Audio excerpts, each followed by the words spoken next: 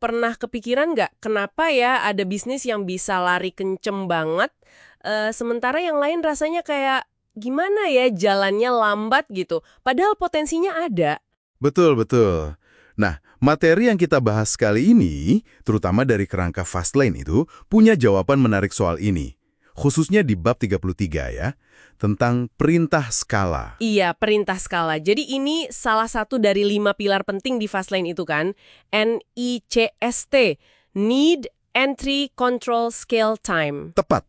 Dan S atau skala ini, bisa dibilang jadi faktor penentu banget soal kecepatan kita meraih, ya sebutlah kebebasan finansial gitu. Oke, jadi fokus kita sekarang ini mau bedah lebih dalam kenapa skala ini bisa jadi pendorong super atau malah jadi rem pakem buat bisnis kita ya? Persis, kita lihat nanti gimana cara kerjanya.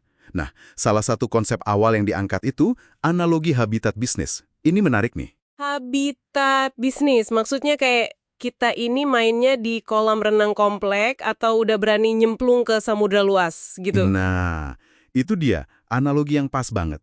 Jadi luasnya habitat atau jangkauan pasar kita itu langsung berkaitan sama potensi kekayaan yang bisa kita raih. Semakin luas, semakin besar potensinya ya. Sumbernya kan mengurutkan tuh dari level kota.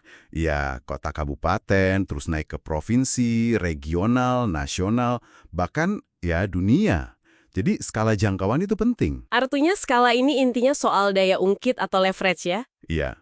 Kalau kita abai sama perintah skala ini, Ya sama aja kayak kita punya mobil sport, tapi kita pasang limiter kecepatan di 60 km per jam. Sayang banget kan potensinya, gitu kira-kira. oke, ini nyambungnya ke hukum affection ya yang disebut di materi itu ya. Betul sekali. Hukum affection itu simpelnya gini.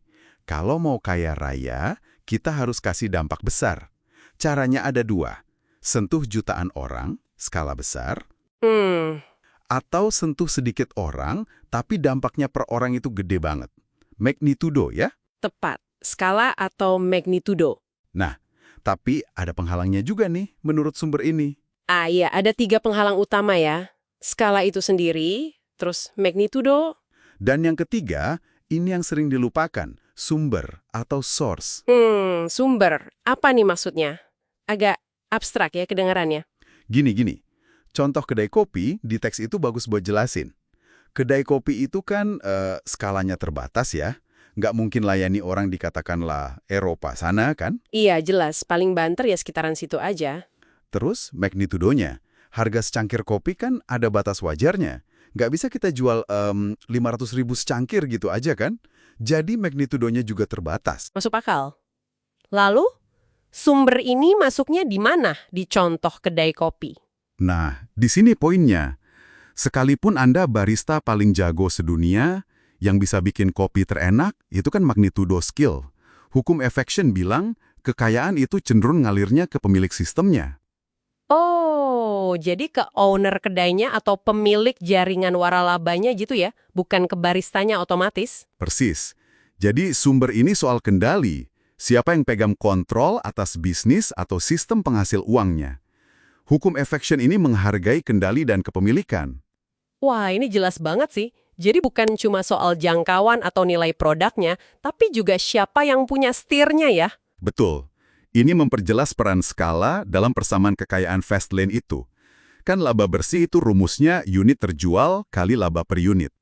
Nah, skala ini yang nentuin seberapa gede angka unit terjual atau jangkauan itu. Atau bisa juga laba per unit alias magnitudonya. Tepat.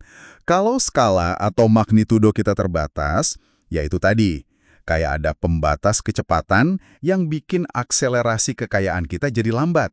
Makanya dibedain ya, ada bisnis yang cuma pukulan tunggal atau singles, sama yang bisa jadi home run karena main di habitat yang luas, skalanya masif. Benar sekali.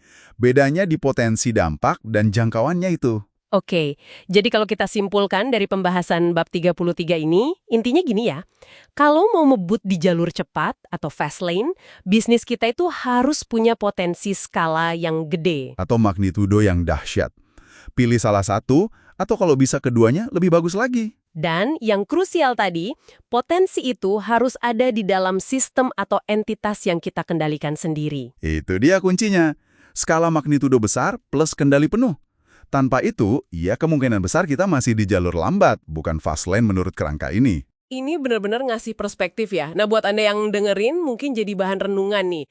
Habitat bisnis atau ide Anda sekarang ini seluas apa sih? Masih di kolam lokal aja atau udah ada rencana buat ya menaklukkan samudra? Dan mungkin langkah konkret apa yang bisa diambil buat dobrak batasan skala atau magnitudo yang ada sekarang. Pertanyaan penting tuh. Intinya, balik lagi, kecepatan Anda meraih kekayaan itu menurut sumber ini ya, sangat bergantung pada kemampuan Anda menciptakan dampak masif, entah lewat jangkauan atau intensitas dalam sebuah permainan yang Anda sendiri yang pegang kendalinya.